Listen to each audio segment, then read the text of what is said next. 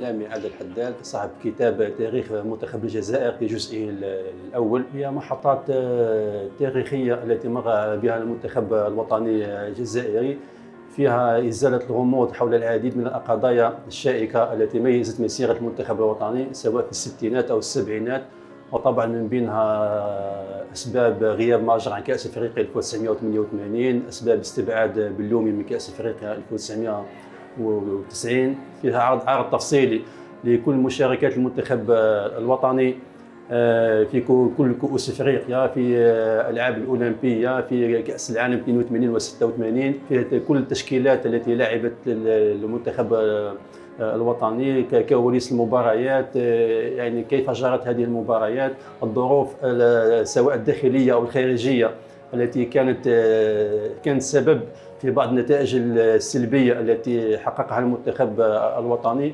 فيه امور ايضا ايجابيه مثلا اللي خلته يفوز بكاس افريقيا 1990 وغيرها من المحاور التي ستزيل الكثير من الغموض حول كل ما جرى في هذه الفتره ما بين 1963 الى غايه 1990.